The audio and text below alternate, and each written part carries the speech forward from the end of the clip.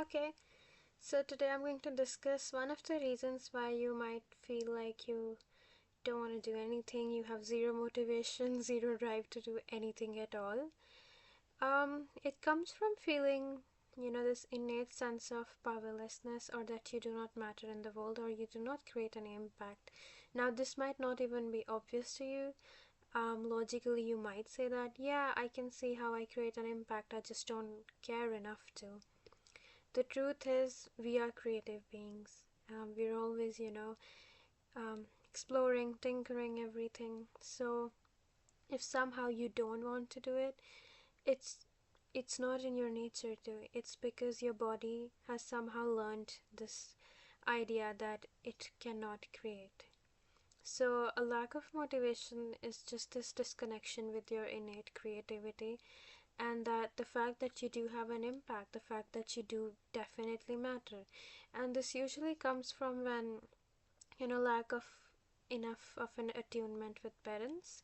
So let's say you do something, it's not acknowledged. This can be a result of pervasive sense of neglect, where you're not, validated, seen or acknowledged. So then you don't learn to feel safe in your body about the impact you create.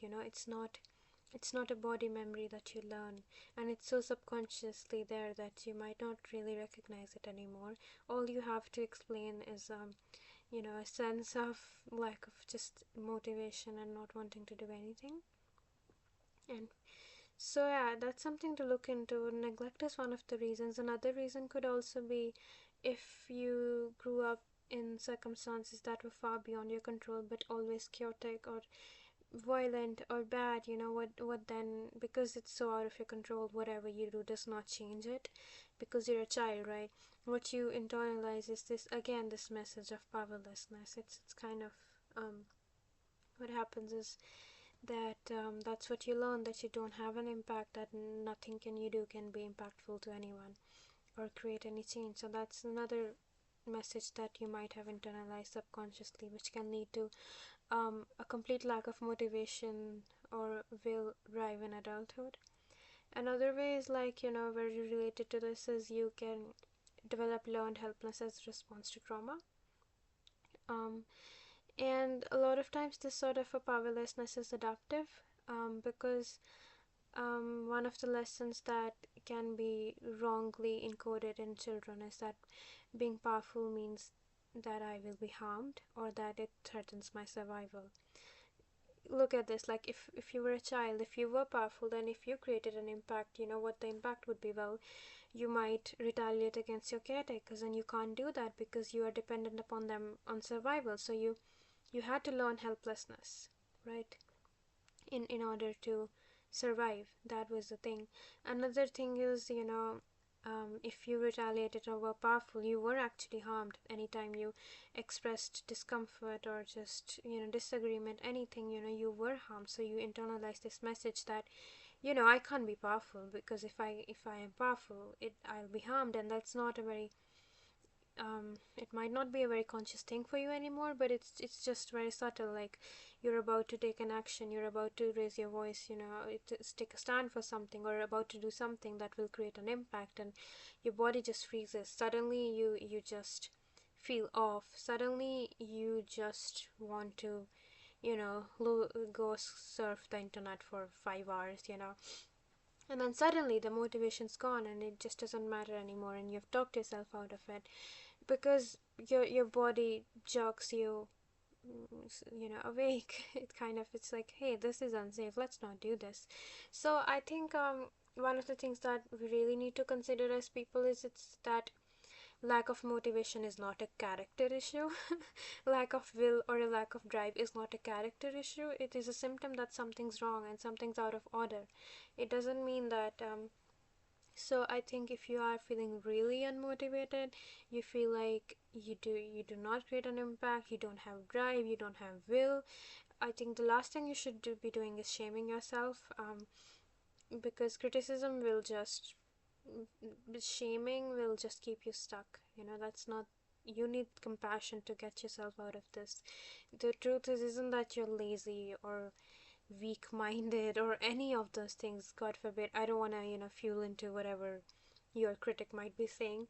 But the truth is that you're deeply scared. You're deeply scared because that's what you learned, that being powerful meant that you might be harmed. There might have been a caretaker or a adult around you that was quite aggressive. When you asserted your will, it was just not an option. So then now you've learned that, and then because you had to learn that, now you've lost connection. You've just lost connection with your will and your life force. And then when you lose connection with that, of course you're not creative. Of course, you don't want to do anything. It's not your fault. It's not your fault. If you are not motivated, it's not your fault, but it is your responsibility. You have to look into it. You have to look at it with like great compassion.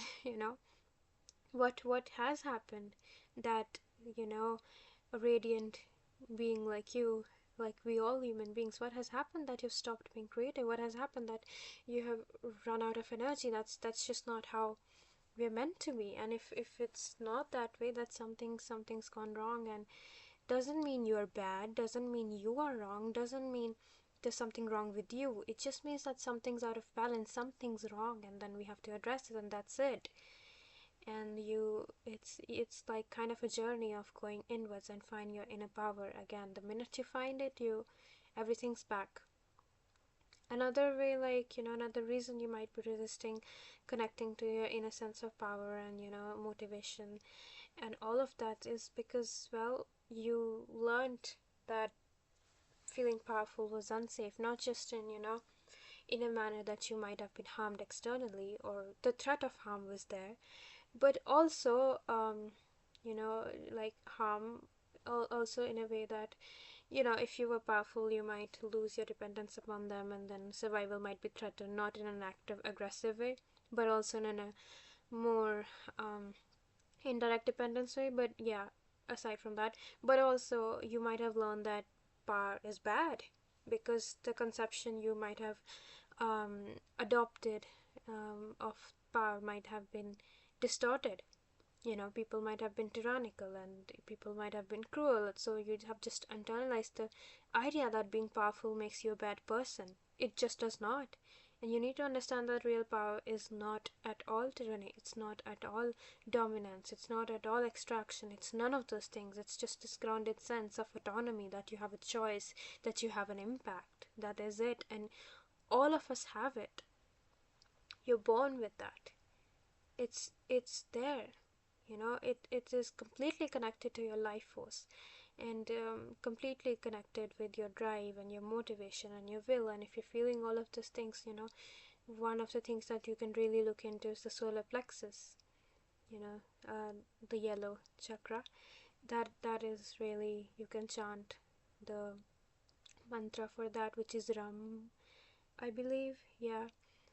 And but even if you don't want to go the spiritual route, even though I think everything is spiritual, but even if you don't want to do that and you don't believe in chakras for some reason, um I mean, what you can do in a very practical sense is see where you can make choices that empower you and what stops you from making that choice. It at the end of the day, power is about making a choice. It's about making a decision. you know that is what it's about. It's a mental resolve. What is it? What stops you? And it's not as simple as, yeah, I'm just weak-willed and weak-minded or anything. It's not that. It's more complex than that. Usually it's usually like, um hey, if I decide to make this change, well, that threatens my relationship with this person and I'm really dependent upon them for XYZ, and so I can't be powerful.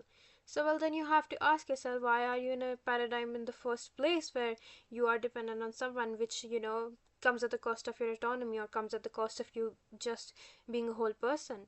And, these are deeper questions to answer, and it's not just as simple as, sending that email, just, moving out. It's just not that simple. There's just your psyche and its layers are embedded in this question. So, have grace, have compassion. It's okay if you're not motivated right now. It's okay if you're not feeling powerful or any of those things right now. There's a very protective reason in your psyche that you're not feeling that. And That is your work to figure out, hey, you know what, man, I'm done feeling this way. This is not true, and you know it's not true as well. When you sit with yourself in stillness, you know what the truth is, and the truth is you're powerful. Let me tell you right now, you are powerful. And you and I, we both know this. You might not feel it right now, but deep inside, we know. It's that what comes with the cost of exercising that power. That is the question. That is the larger question at hand. Like, what happens when I become powerful? Are you afraid that you might become tyrannous too? Are you afraid you might become bad too? Or are you afraid that if you're powerful, you might be harmed? Or are you afraid of taking responsibility? Because the truth is, you are powerful. But, are you willing to be accountable for it? Are you be willing to be responsible for it? Is the question. Are you willing to bear you know, the the call of your existence? Your existence here, it asks you some questions, some purpose that you have to answer. Are you willing to be answerable to that? That is a deeper question that I don't think most of us are ready for. And so there's a very, very important, there's a very protective um, layer to your denial of power. And it's not true, but it is protective in a way.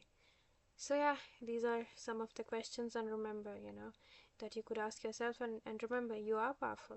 You really, really are. But what stops you? Okay, bye.